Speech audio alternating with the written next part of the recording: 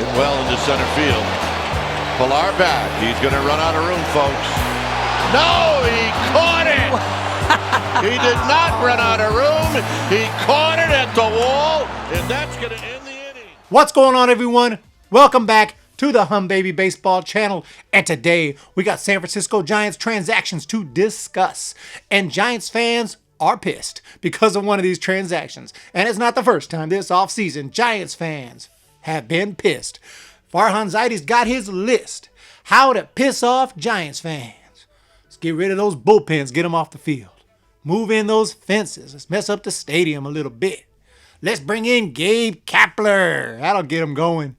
And now they decide not to tender Kevin Pilar, not to send him an offer, which he was their player. All they had to do was give him an offer, a contract that he could agree upon, and he was coming back. But no, they decide not to offer him that contract.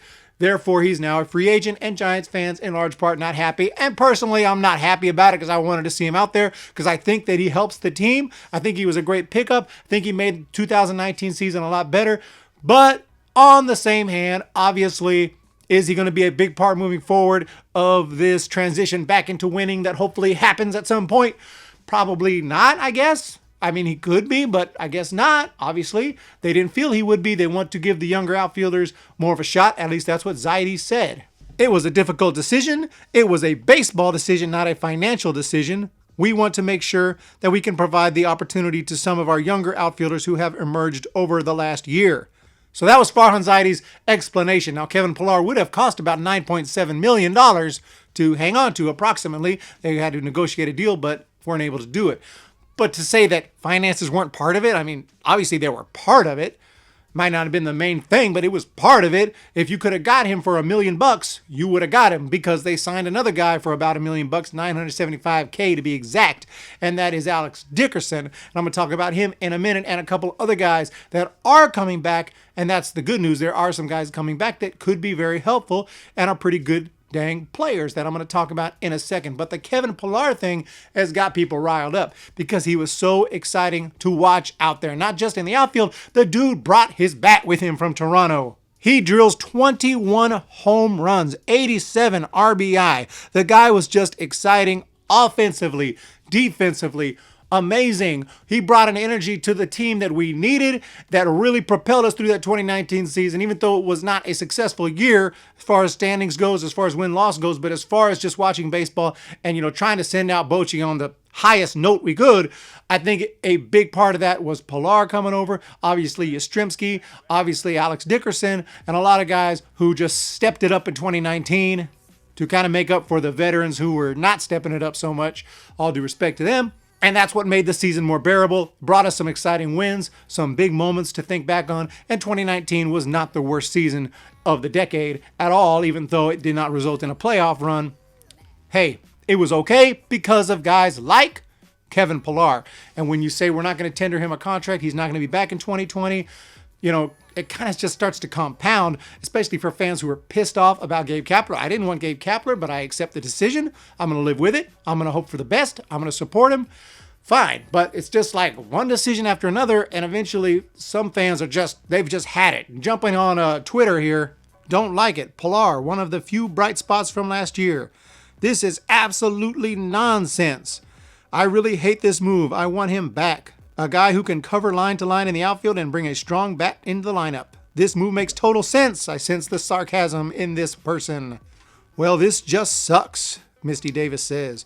What a lame decision. He was one of the most fun players to watch on a so-so team. Fans lose again.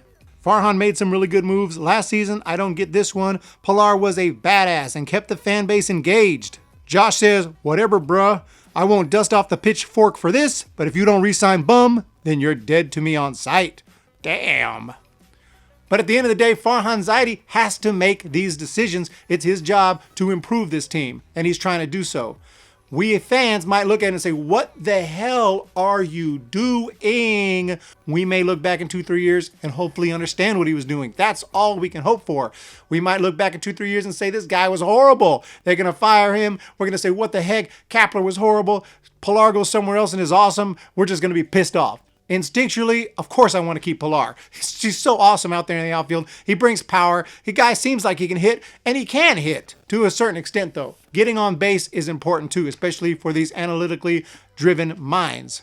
And his on-base percentage was only .287. That is not a high on-base percentage. He doesn't walk very much. He doesn't get on base as much as Zaidi would like him to get on base, and I think that's part of the problem and part of why he didn't want to pay out some gigantic salary to keep him, and he wants to give more outfielders a shot. Guys are coming up through the minor leagues. They're going to be ready. He wants these guys to have spots to go fill and try to build for a winning team, hopefully 2, 3, 4 years down the line. I mean, that's the only thing that there is to come up with here. He figures that Pilar is not the long-term solution, so they didn't offer him a contract.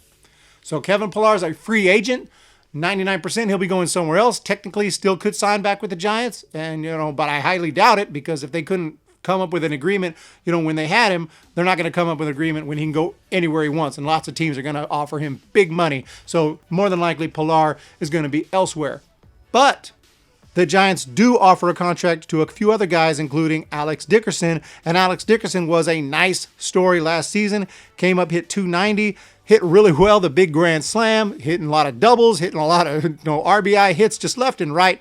Was really impressive. Alex Dickerson just kind of surprised everyone. I didn't expect that. He never really hit at the big league level. He hit well in minor leagues, and I'll talk about that and another guy in a minute. But, hitting well in the minor leagues, sometimes it translates, sometimes it doesn't. It didn't seem like it was translating for him with the Padres, but then all of a sudden, boom, it translated. Boom, he started hitting like it was AAA. I mean, he just tore up the big leagues last season for a time. Started to slow down, had a few injuries, but I think for $975,000, bring him back, see what happens, give him a shot. Also, Donovan Solano is coming back. I love this dude. This dude straight rakes. I don't know why he doesn't get the respect he deserves. People talking about, oh, he could be a nice backup. I mean, at least. This dude hit .330. Oh, but it was a small sample size. 228 at-bats is not that small of a sample size. And go back to his previous years. Yes, we're talking minor leagues, but we go back to 2018. Oklahoma City Dodgers, 327 in 339 at-bats. Oh, what about the year before? Scranton Wilkes, 329 in 373 at-bats. Now, yes, minor leagues. Sometimes it translates, sometimes it doesn't. This guy raked in the minor leagues, hitting well over 300 in 17, hits well over 300 in 18, comes in 19, hits well over 300 in the minors. Finally, a team gives him another shot. He did have some major league time way back when with the Marlins. He didn't play that great. A team finally gives him another shot. He comes up and just hits and hits and hits and hits. When are we going to say this guy is a freaking option to be out there almost every day? I'm sorry, this dude is freaking good. Now, if he goes next year and just, doesn't hit, okay, maybe I'm wrong, but he's done everything and then some to deserve a shot. At least he's going to be on the roster. At least he's going to be a platoon guy, hopefully in there most days, because he deserves it. And he hits, and he helps the team win. I like Donovan Solano, as you can see. And also they offered a contract to Wandy Peralta, and it's a pitcher, and he barely showed up last year. I know he pitched with the Reds, and I don't think he did very well. I don't know much about him, but he's also coming back. So, okay. I want to thank everybody for joining me today right here on the Humm Baby Baseball channel. Much appreciated. Subscriber count is growing. Channel is growing. It's unbelievable. We're going to keep talking baseball all off season long. But tell me, if you're a Giants fan or even if you're not, what do you think of Kevin Pilar not getting tendered a contract? Personally, I wish he was back. I'm not too happy about the decision, but I'm going to live with it because I got to trust in Farhan. We have no choice. Thanks again, everybody. Y'all have a fantastic day, and I'll talk to you guys next time. See ya! When the Giants come to town, it's bye-bye, baby. Every time the chips are down, it's bye-bye, baby. History's in the making at Oracle Park.